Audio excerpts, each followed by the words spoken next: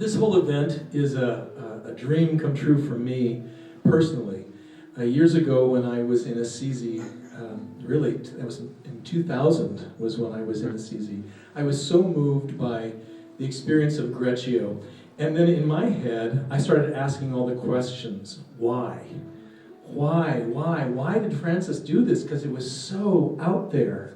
You know, in his time, nothing like this. There were no images really of the birth of Jesus that were, available to us. He had been to the Holy Land, so he had seen some of the holy places, the sacred sites, but there were no images for us to ponder. And so, what comes up for me is this enormous gratitude for his vision, his really extraordinary vision from seeing nothing. And by nothing, I really mean it, because in his lifetime, he had never even seen plays in churches because they'd been outlawed, right? The Pope had outlawed these extravagant plays that were kind of getting really silly, and so they hadn't been portrayed, so the story wasn't told. They don't celebrate Christmas in the Middle Ages like we do now at all. It wasn't a major feast, it wasn't a minor feast. Easter was the big day. But Francis really saw a need. I think he had a need to see this in his life. And it's written of this night that, the night in Crèche when he did this for the first time, 800 years ago. How many traditions do we have that last 800 years? But it was written that simplicity was honored, poverty was exalted, and humility was commended. Those three things, imagine, to exalt poverty, to elevate it, to make it a noble thing, or to respect simplicity. In our world, we see things much more grand. We want more and more, and 3 presents aren't enough under the tree, so we'll get 5 presents, and we're just sort of culturally constantly spinning this upward and upward and upward, and Francis saw this in his lifetime too. So imagine, Francis was 13 years old, and it was the day after Christmas, December 26th, and this massive entourage of carriages comes through, and it's the Empress, and she has just given birth to the heir to the Holy Roman Empire, Frederick II. He'd been born in a nearby town, and the whole entourage comes into the Cathedral of Assisi to baptize the baby. And that was a big deal. You can imagine what kind of impression that would have left on a teenager, a 13-year-old teenager, to see this extravagance around the birth of a son. Right? The contrast. I think he must have been pondering this. Francis spent a lot of time on his own, so he was thinking about these things. And then, he starts this whole life, this pathway, and he's getting pressure from the Pope to write down the rule of life for the friars. They had sort of a little rule, a minor rule from 1209, but by the time 1223 rolled around, Francis had over 10,000 followers without the benefit of Facebook. Imagine to have been such a visionary in life and to have that kind of attraction to your way of life. And the Pope was anxious for some kind of an organization for these 10,000 followers. And so he's getting pressure to write the rule, and he's not that guy, right? He wanted to be alone and pray and contemplate, and writing down a rule was probably the last thing on his mind. So he's writing, and it's getting really convoluted, and he's getting pressure. When are you going to show me the rule? And finally, this rule that he had been working on for years disappeared one day. I can't imagine losing my homework, the day before it's due. I think I have nightmares about this kind of thing still. And so he had to start over. And imagine in his mind, I just got to keep it simple. The rule of the friars that was just 800 years ago, 2 weeks ago, was the anniversary of that approval of that rule. It's only 12 chapters. It's like 12 paragraphs. In contrast, here is the rule of St. Benedict for the Benedictines. It's 73 chapters, And the 73rd chapter is titled, "This is Only the Beginning."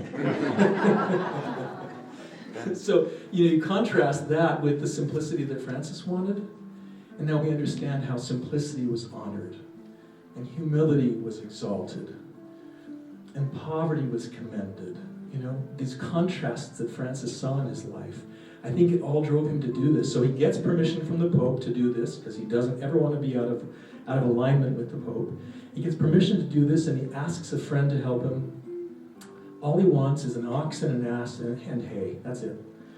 And then they celebrate Mass, and it's such an unusual thing to do this at night, outdoors. Is anybody ever going to come?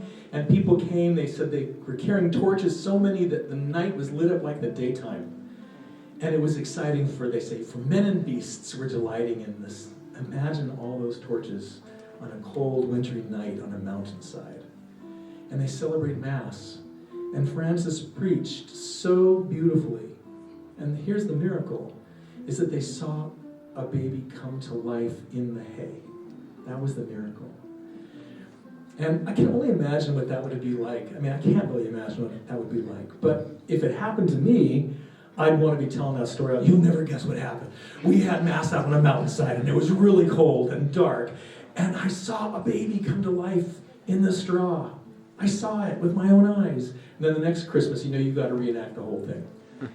And so, but there's no baby, so we're going to put one in. We're going to put the baby in the manger this year to tell the story of what happened to us last year. And then the neighboring town wants to do it because there's one-upmanship happening. So pretty soon all the neighboring towns in that whole area were putting up nativity sets. And from that comes this. Hundreds here, just from our own community, of people expressing this really simple scene so beautifully. Francis is to have said that Christmas was the feast of feasts. Not Easter, Christmas, the incarnation was this amazing experience.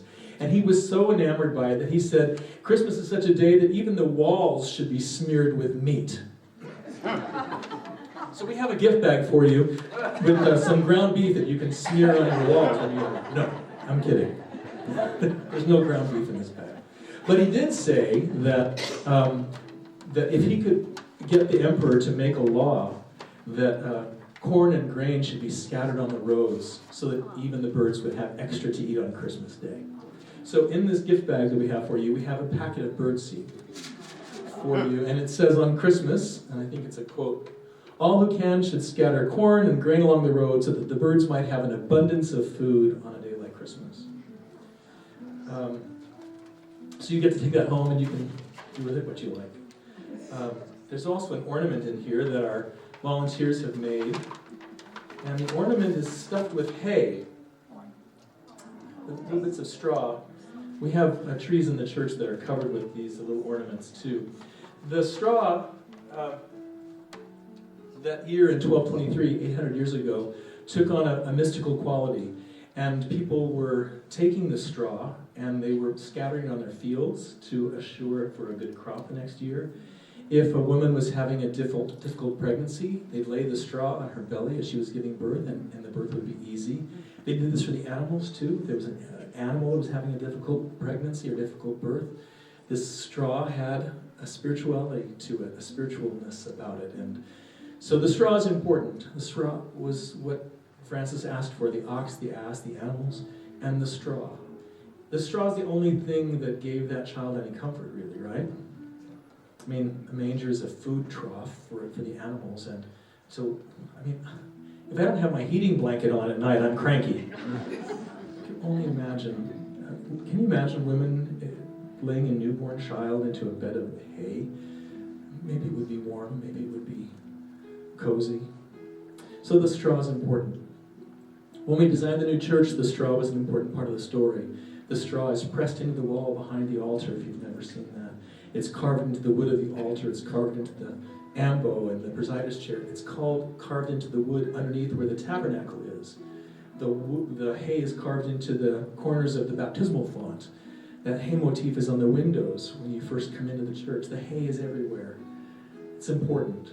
It's a reminder of the little things that we do, the comforts that we can bring to people who are really having a hard time with it. I love this. This has transformed Christmas for me. Christmas used to be just a really hard time. You know, all the demands of family life, work, all the expectations that are placed upon us, that we place upon ourselves. I just love seeing these stories and the variety of these nativity scenes to help us remember,